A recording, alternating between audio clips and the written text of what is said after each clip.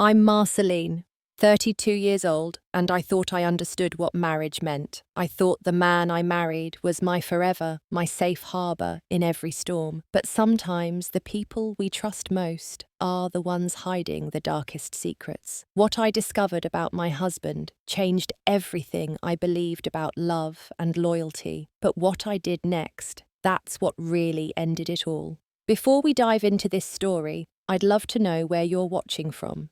Drop your location in the comments, hit that like button, and subscribe because what happens next will show you how the truth can set you free in the most unexpected way.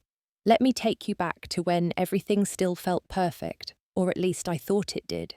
Derek and I had been married for 5 years together for 7.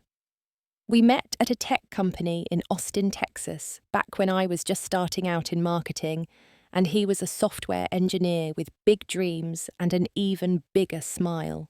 Our first date was at this tiny coffee shop on South Congress, the kind of place with mismatched furniture and local art on the walls. I remember he ordered some complicated espresso drink and then admitted he actually hated coffee but wanted to impress me. That honesty, that vulnerability made me fall for him right then and there. He proposed 3 years later at Big Bend National Park during a camping trip. We'd hiked up to the South Rim at sunset, and as the sky turned every shade of orange and pink imaginable, he got down on one knee. I said yes before he even finished asking. The wedding was small, just close friends and family at a vineyard outside the city. My best friend Julie caught the bouquet and joked that she'd be next. She was right. She married her husband Greg 2 years later, and we became that couple, the ones who did everything together. Weekend barbecues, trivia nights at our favourite pub, road trips to the coast. Our life together felt like everything I'd ever wanted. We bought a small house in the suburbs, nothing fancy, but it was ours. 2 rescue dogs, Max and Luna, who treated our backyard like their personal kingdom. We talked about kids, about maybe waiting another year or 2 until we were both more established in our careers. Derek had just been promoted to team lead in his department. I'd recently moved up to senior marketing manager, a position I'd worked toward for 3 years.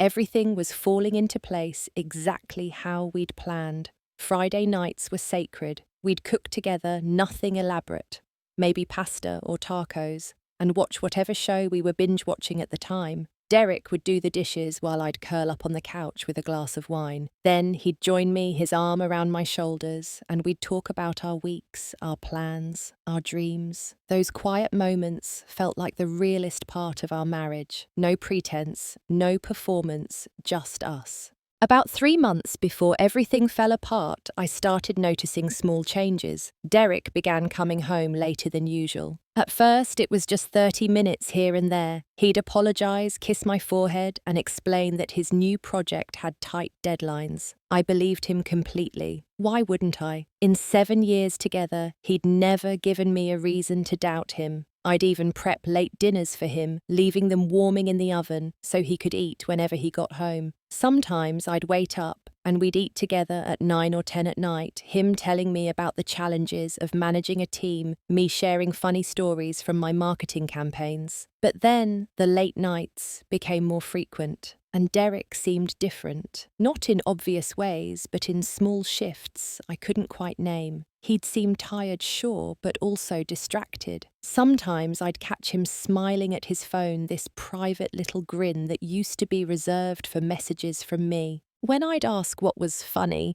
he'd say it was just something from the work group chat. I'd laugh along, not thinking much of it.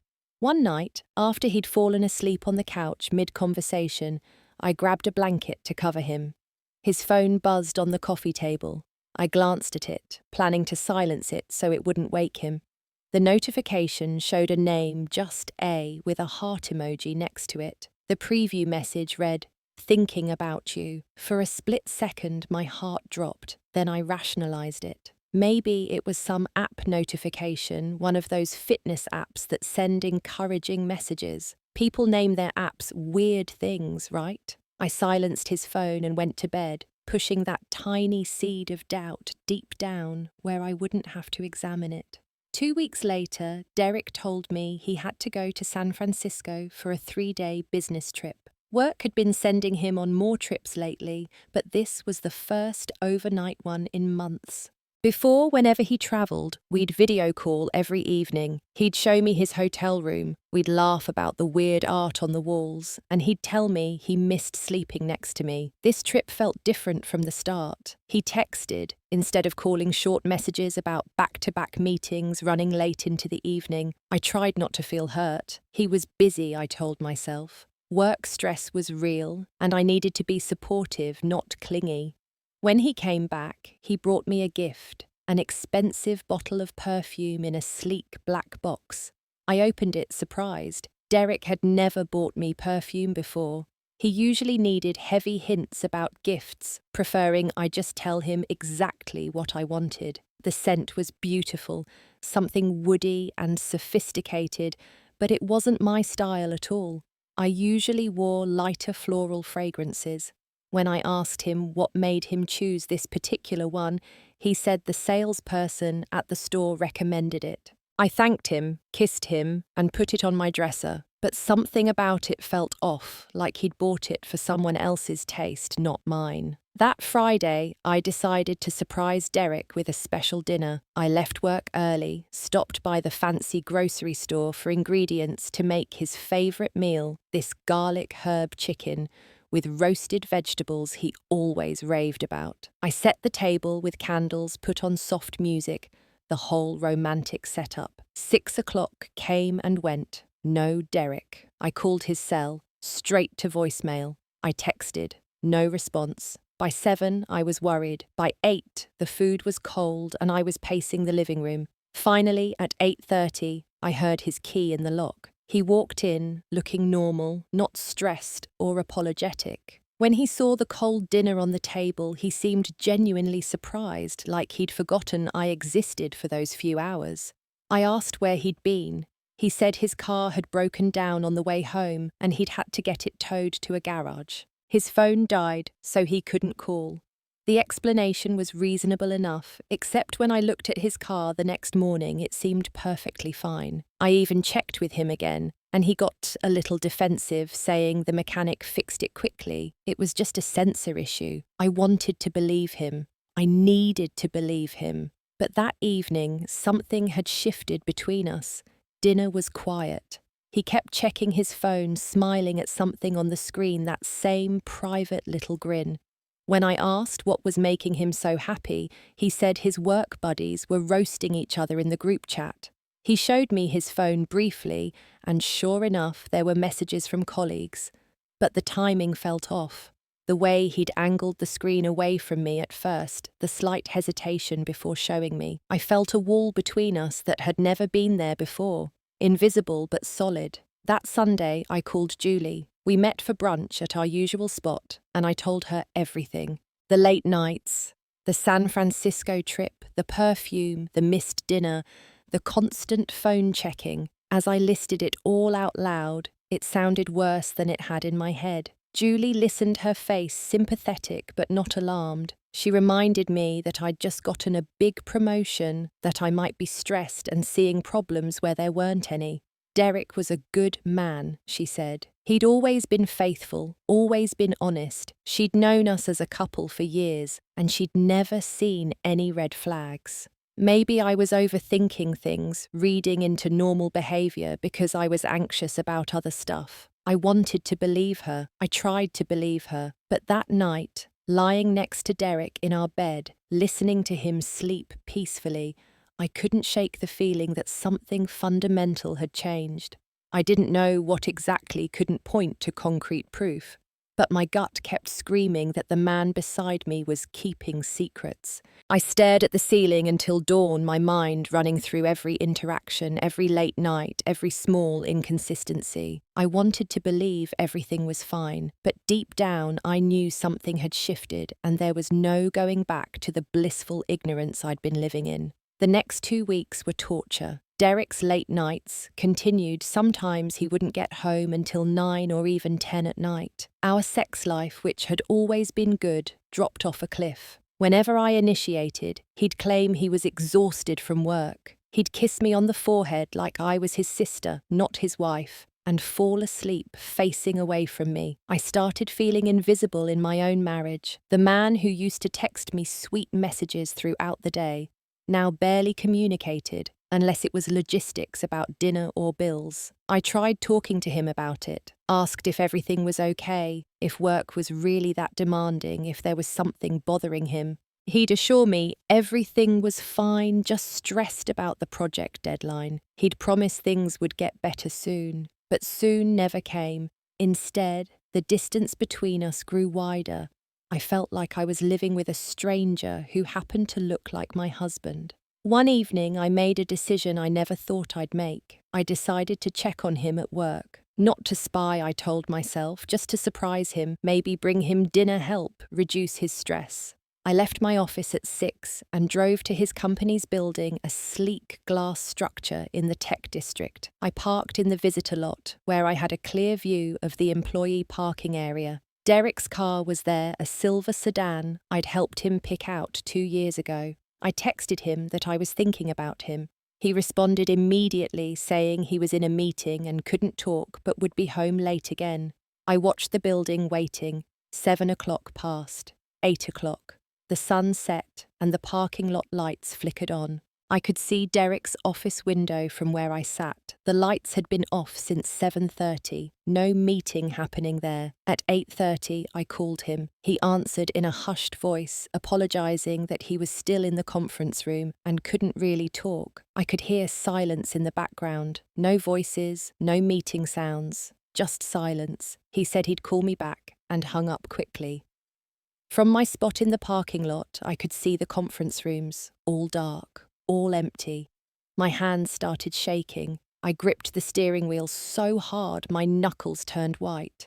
At 9 o'clock, I finally saw him.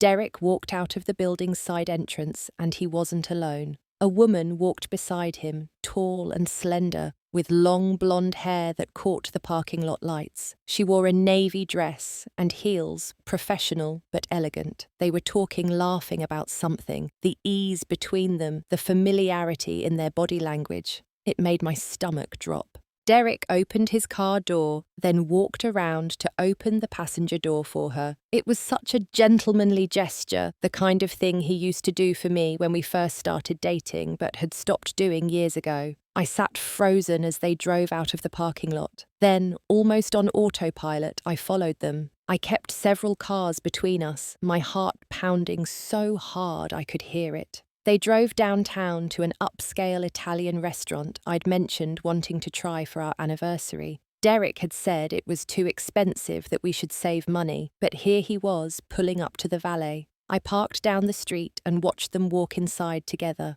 Through the large front windows, I could see them being seated at a corner table, intimate and private. I couldn't move. I sat in my car and watched them through that window for over an hour. They looked so comfortable together, so natural. Derek reached across the table and took her hand, a gesture so casual it was clear this wasn't their first time. She laughed at something he said, throwing her head back, her hair cascading over her shoulders. He looked at her the way he used to look at me years ago, before marriage became routine and comfortable. I saw my husband falling in love with someone else right in front of me, and I couldn't breathe. Tears streamed down my face as I finally drove home. I didn't confront them. I couldn't. I felt paralyzed by shock and pain. At home, I sat in the dark living room, Max and Luna, sensing something was wrong and pressing against my legs. Just after midnight, I heard Derek's car in the driveway. He walked in, cheerful, humming some tune, and stopped short when he saw me sitting there in the dark. I turned on the lamp. He could see I'd been crying. I asked him point blank where he'd been. He started with the same excuse, working late, but I cut him off. I told him I'd been at his office parking lot. I'd seen him leave with a woman. I'd watched them at the restaurant. The colour drained from his face. For a moment, he looked like he might deny it, but something in my expression must have told him there was no point. He sat down heavily on the chair across from me. Her name was Angela, he admitted, a colleague who'd joined the company a few months ago. They'd been working together on a project, and yes, they'd gone to dinner to discuss work. Just work, he insisted.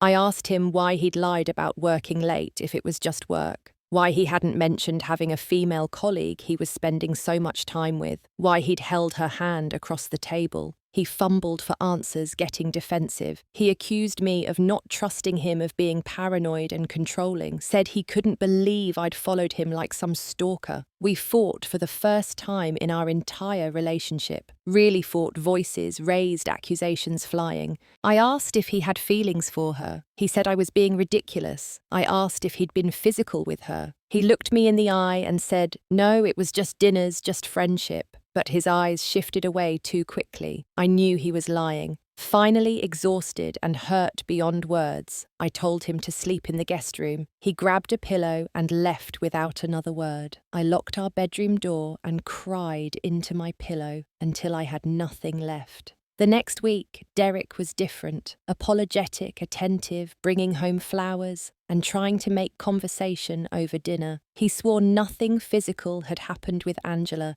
that it was just a friendship that maybe got a little too close, but was over now. He'd set boundaries at work, he promised. Things would go back to normal. I wanted desperately to believe him. I wanted my marriage back. But trust once broken doesn't repair overnight, and I couldn't ignore the nagging feeling that he was still lying. I started doing something I'd never done before. I started investigating. I opened my laptop and searched for Angela on LinkedIn. It didn't take long to find her. Angela Morrison, senior product designer, joined Derek's company 4 months ago. 4 months. Right around when the late nights started. Her profile picture showed the same blonde woman from the restaurant, attractive and polished, around 30 years old. Her profile was professional, nothing personal revealed. I clicked over to Instagram and found her account public and full of lifestyle photos, coffee shops, hiking trails, beach sunsets. No mention of a relationship status, no photos with anyone who might be a boyfriend or husband. But then I noticed something in one of her photos from a month ago. She'd posted a picture of a latte with some motivational quote as the caption. In the background, barely visible, was an arm, a man's arm wearing a watch. I zoomed in on my phone screen, my heart racing. That watch. I knew that watch. It was distinctive, a vintage Omega, with a unique brown leather strap. I'd given it to Derek for his 30th birthday, had it engraved on the back with our wedding date. There was no mistaking it. My hands trembled as I scrolled through more of her photos, looking for other evidence. Most were carefully cropped, showing only her or landscapes, but every so often there'd be a detail, a coffee cup in the background that looked like our kitchen, a throw pillow I recognized from Derek's office. Small things that individually meant nothing but together painted a picture I didn't want to see. I needed concrete proof. Something Derek couldn't explain away or gaslight me about. I remembered his old laptop, the one he'd used before his company issued him a new one 6 months ago. It was in our storage closet, and I pulled it out one afternoon when Derek was at work. It still powered on, still had his cloud storage logged in. My heart pounded as I clicked through folders, not even sure what I was looking for. Then I found it. A folder labelled SF Trip March, the business trip to San Francisco he'd taken a month ago. I opened it and my world shattered. Photo after photo of Derek and Angela together, not work photos, personal photos, intimate photos. Them at the Golden Gate Bridge, his arm around her waist, both smiling at the camera. Them at a fancy restaurant overlooking the bay, candles on the table between them. Them at Fisherman's Wharf, Angela wearing Derek's jacket. And then photos that made me physically sick. Angela in what was clearly a hotel room, wearing nothing but one of Derek's button-down shirts, the same blue one I'd ironed for him before that trip, her hair messy makeup smudged, looking at the camera with an intimacy that left no doubt about what had happened. I ran to the bathroom and threw up. When I came back shaking, there was a new notification on the laptop screen, a message from Angela through some chat app I didn't recognize. Can't wait for this weekend at the cabin. Just us. No interruptions. I checked the date. This coming weekend, The same weekend, Derek had told me he had a mandatory team building retreat. I sat on the floor of our home office surrounded by the evidence of my husband's affair and felt something inside me break and then reform into something harder. The crying was done. The begging and hoping were done. Now I was just angry, not the hot, explosive kind of anger, but the cold, calculated kind that clears your mind and sharpens your focus. When Derek came home that evening, I was waiting with the laptop open on the coffee table. I didn't say a word, just turned the screen toward him when he walked in. I watched his face cycle through shock panic and finally resignation. He sat down slowly, knowing he couldn't lie his way out of this.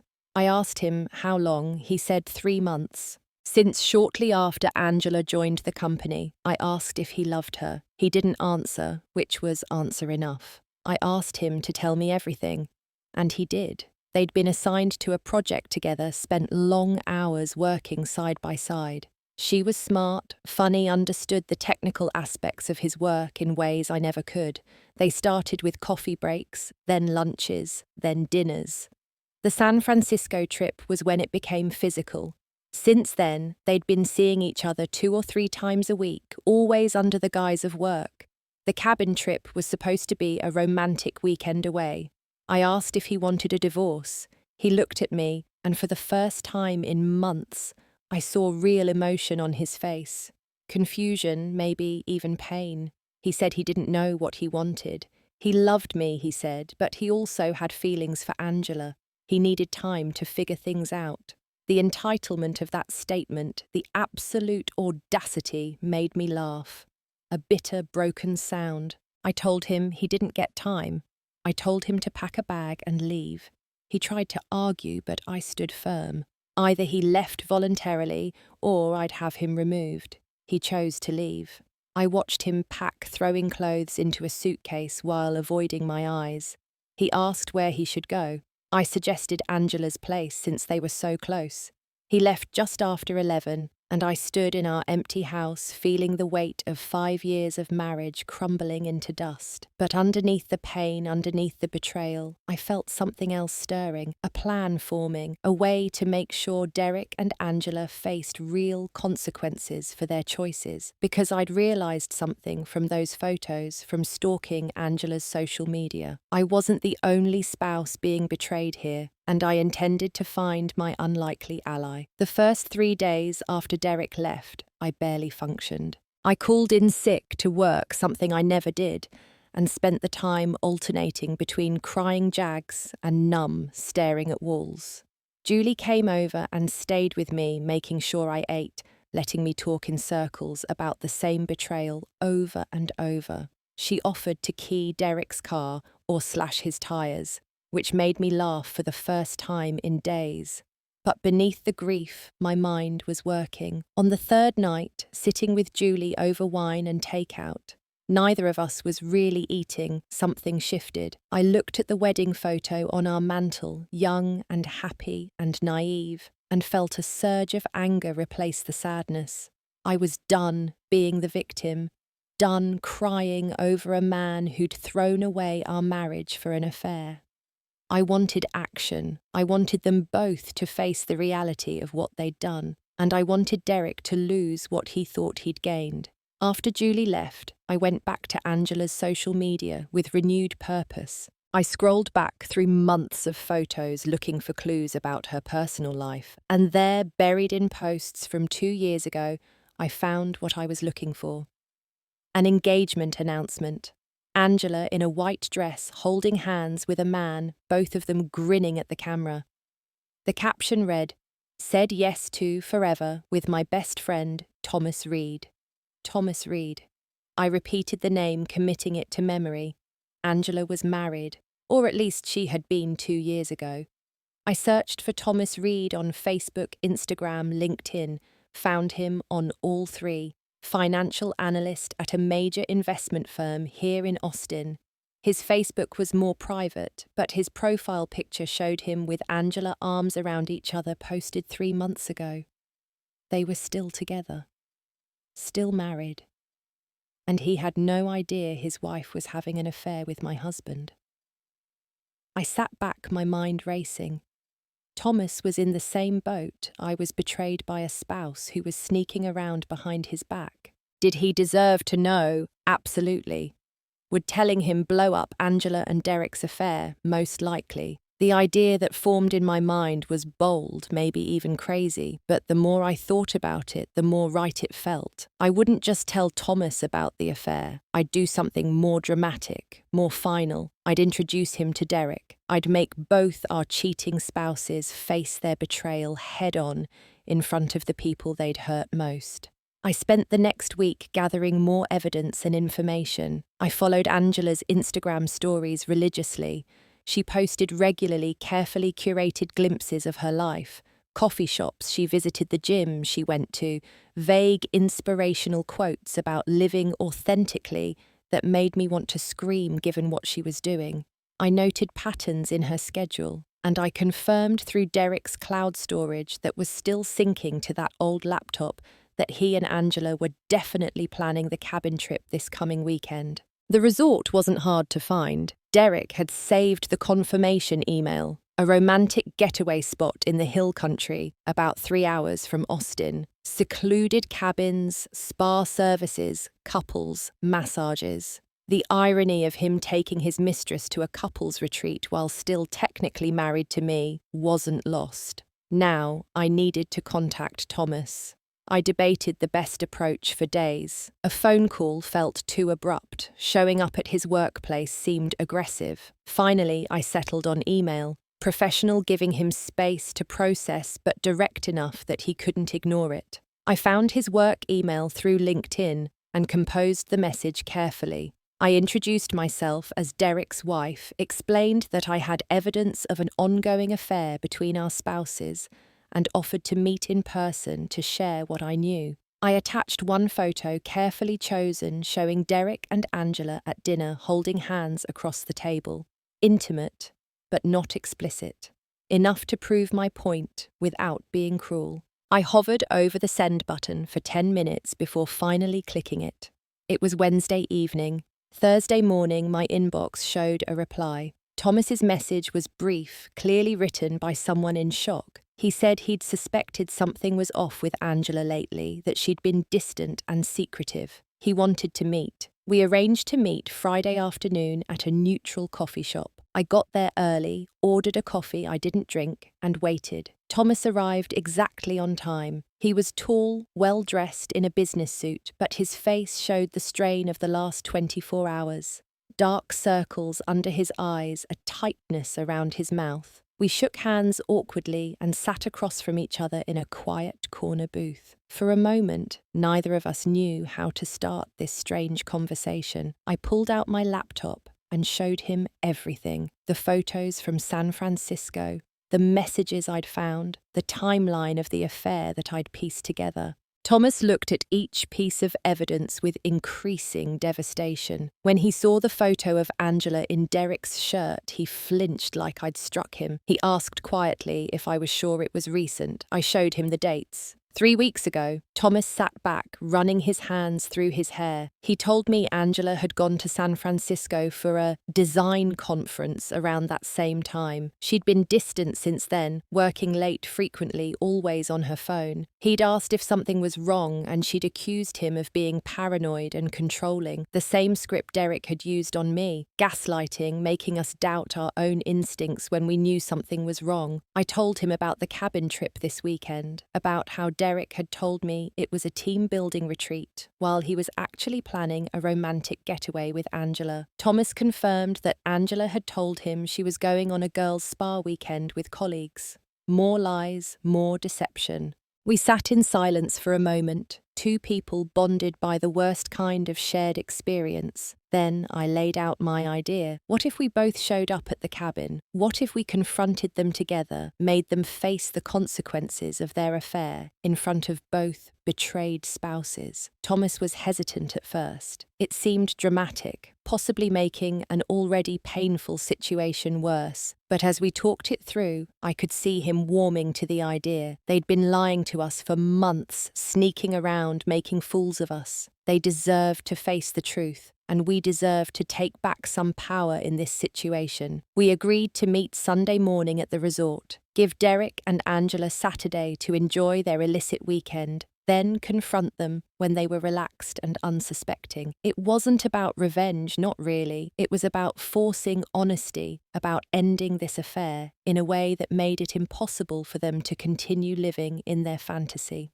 Thomas and I exchanged phone numbers and parted ways. As I drove home, I felt something I hadn't felt in weeks: control, purpose. This was going to end on my terms, not Derek's. Saturday crawled by. Derek texted me a few times, awkward messages, asking how I was doing, if I'd thought about us trying counselling. I kept my responses brief and non-committal. He had no idea what was coming. Angela posted to Instagram that evening a carefully framed photo of trees with late afternoon sun filtering through them. Caption read, "Sometimes you need to get away from it all." The comments from her friends were full of encouragement. "You deserve it. Enjoy the peace," if only they knew. Sunday morning, I woke up at 6. Couldn't sleep anyway, adrenaline already pumping through my veins. I dressed carefully, wanting to look put together, not like the crying mess I'd been for weeks. Thomas and I had arranged to meet at a gas station about 20 minutes from the resort at 9:30. I got there first, bought a coffee I wouldn't drink and waited.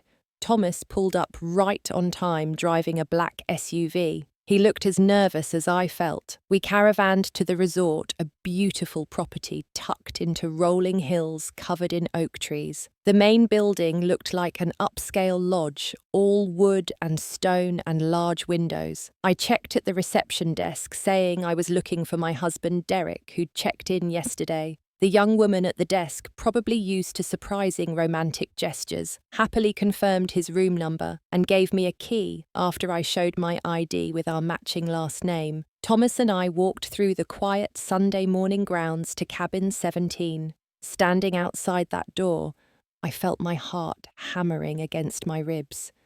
This was it, the moment of truth. I looked at Thomas and he nodded, ready as we'd ever be.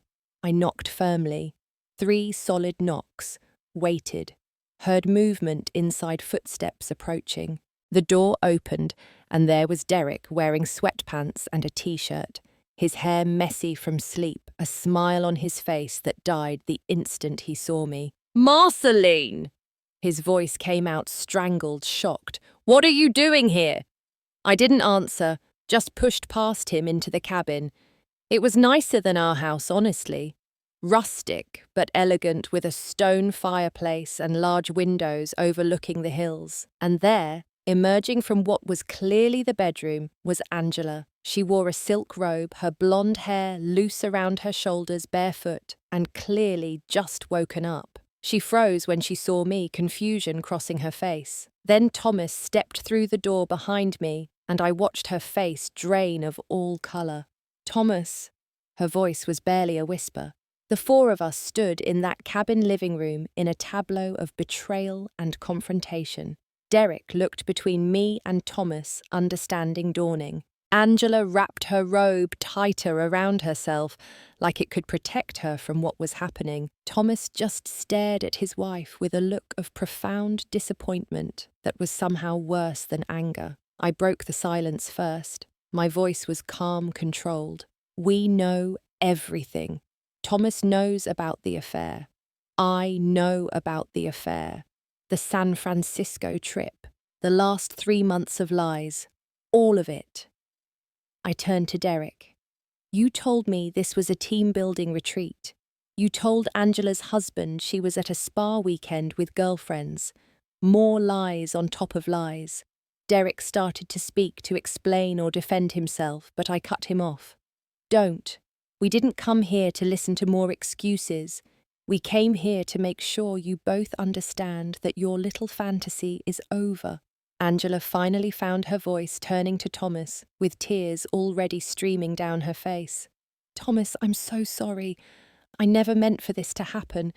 It just—" She trailed off, realizing how hollow that sounded. Thomas spoke for the first time since entering, his voice low and controlled. You never meant for it to happen, Angela. You chose this. Every dinner, every lie, every time you snuck away to be with him. He gestured at Derek. You chose to destroy our marriage. Derek tried to defend Angela, which was almost funny in how misguided it was. This isn't all on her. I'm just as responsible. Marceline, Angela, we never wanted to hurt anyone. We just... He looked at Angela helplessly. We fell in love. The words hit me like a physical blow, even though I'd suspected as much. Hearing him say it out loud, admitting he loved her, made it real in a way it hadn't been before. But instead of collapsing into tears like I might have weeks ago, I felt something else. Clarity. Peace almost. You fell in love, I repeated flatly, and you think that justifies the lies, the sneaking around, the complete betrayal of your marriage vows. I shook my head. You could have been honest. Could have told me you wanted out before starting something with her, but you wanted to have it both ways. The stability of a wife at home and the excitement of an affair. I turned to Angela, who was crying harder now.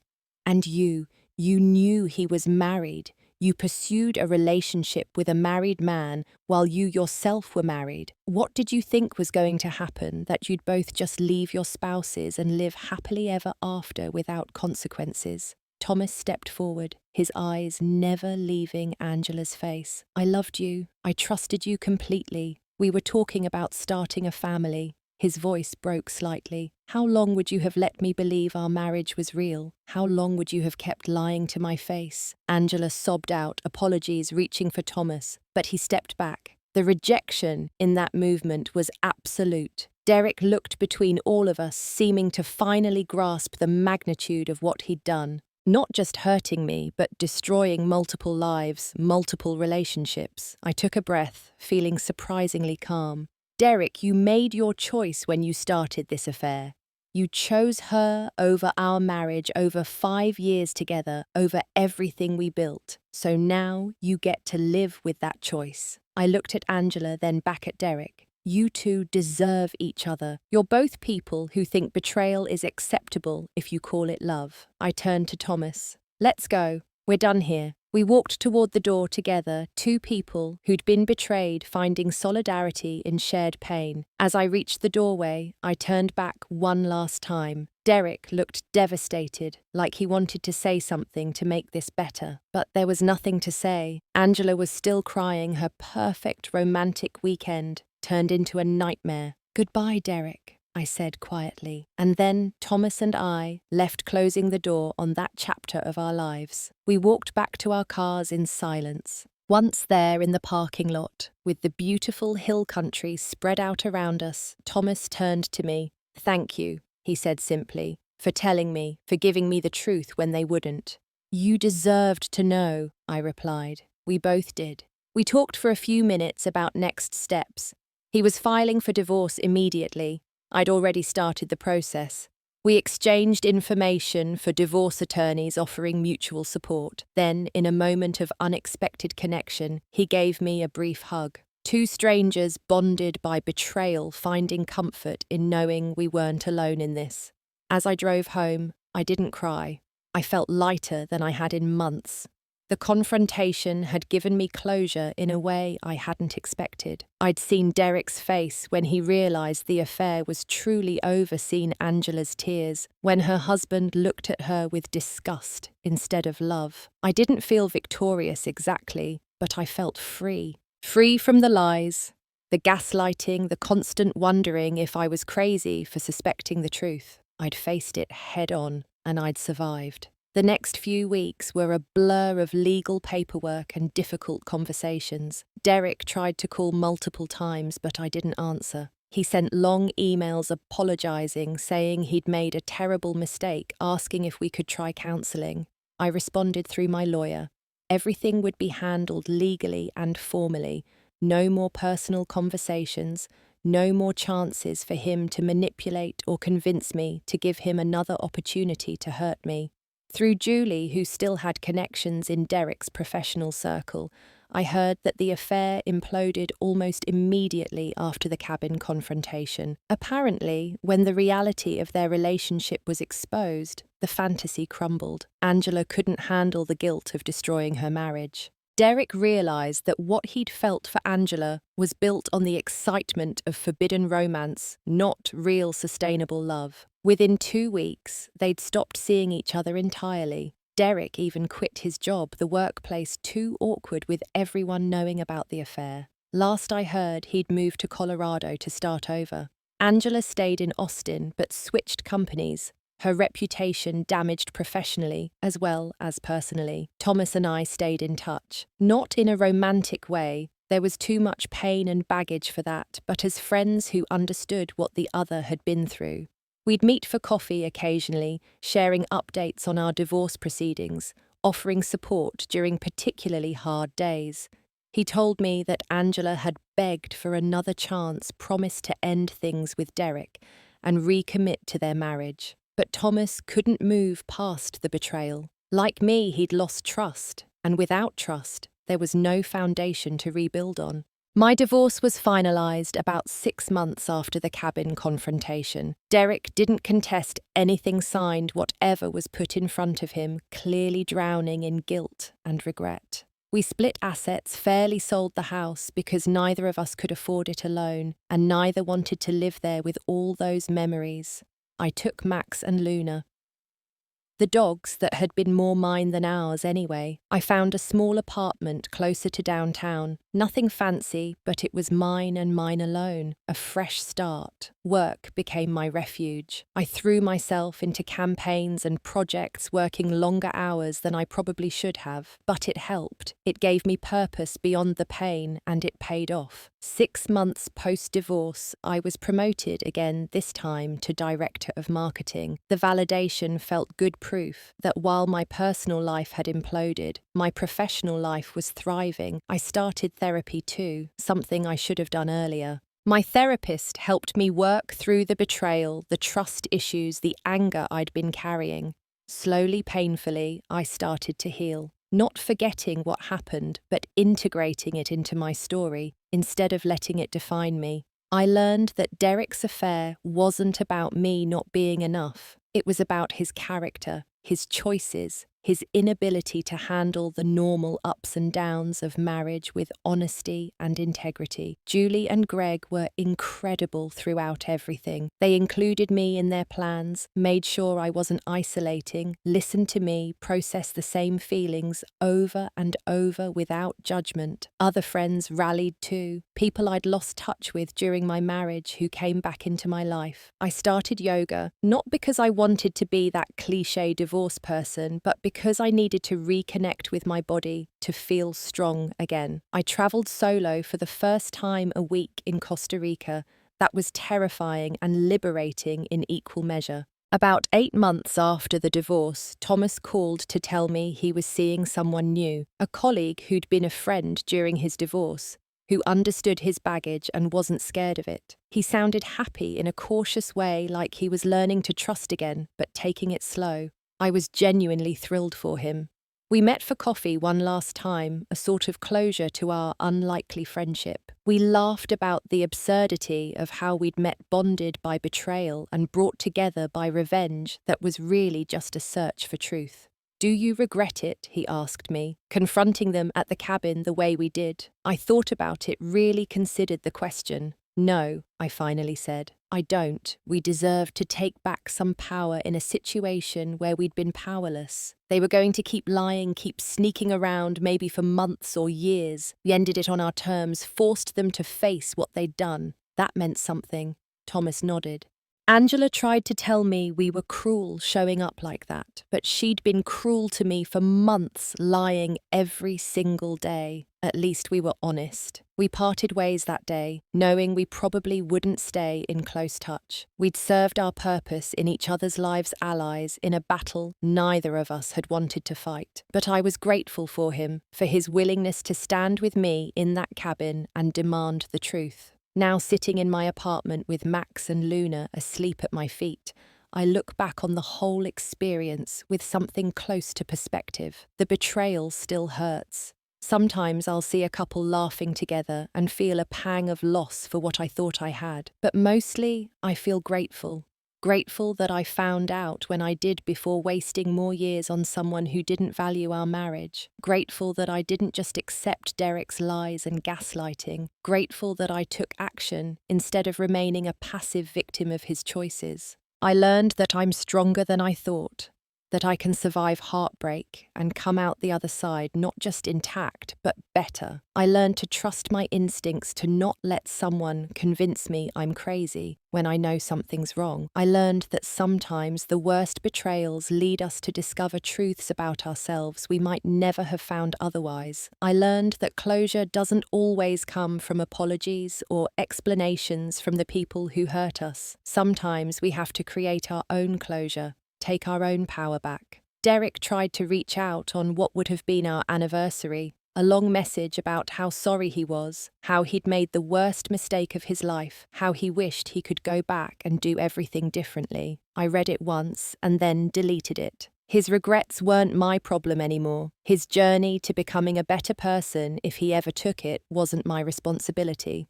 I'd moved on, and while I wished him well in a distant sort of way, I had no desire to absolve him or make him feel better about what he'd done. Angela sent me a Facebook message around the same time, also apologising, saying she understood if I hated her, but hoping I could eventually forgive her. I didn't respond. Forgiveness, I'd learned in therapy, wasn't about them. It was about me releasing the anger and bitterness so it didn't poison my future. I could forgive without reconciling, could let go of hatred, without offering them comfort or absolution. Their guilt was theirs to carry. Sometimes people ask if I'm dating again. Not yet, I tell them. Maybe someday when I'm ready, when I've fully healed and can trust again. But there's no rush. I'm learning to be happy alone, to build a life that's fulfilling without needing another person to complete it. When and if I do find love again, it'll be with someone who understands that honesty isn't optional, that trust is earned and maintained through consistent action, not just words. Looking back at that moment in the cabin, watching Derek's face as he realised his affair was exposed and over, I don't feel triumphant. I feel sad for all of us, for the pain and destruction that came from choices made in selfishness and cowardice. But I also feel proud of myself for not backing down, for demanding truth and accountability. Introducing Thomas to Derek wasn't about revenge. It was about refusing to let them control the narrative anymore, about two betrayed spouses taking back their power and their dignity. The affair ended that day in the cabin, destroyed by the light of truth after months in the shadows. Derek and Angela's relationship, built on lies and secrecy, couldn't survive exposure. What they'd had wasn't real love. It was escapism and fantasy. Real love is built on honesty, on choosing someone even when it's hard, on commitment that doesn't waver when someone newer and shinier comes along. They didn't have that. They just had chemistry and sneaking around and the thrill of doing something forbidden. I've started thinking about what I want from life now, beyond healing from this betrayal. I want to travel more. See parts of the world I've only dreamed about. I want to take risks in my career, maybe start my own marketing consultancy someday. I want friendships that are deep and real, not surface level. I want to wake up every morning knowing I'm living authentically, not maintaining a facade or ignoring red flags to keep the peace. I want a life built on truth, even when truth is uncomfortable. So, what happened when I discovered the identity of the other woman and introduced her husband to my husband? Everything between them ended, yes, but more than that, everything false in my life ended too.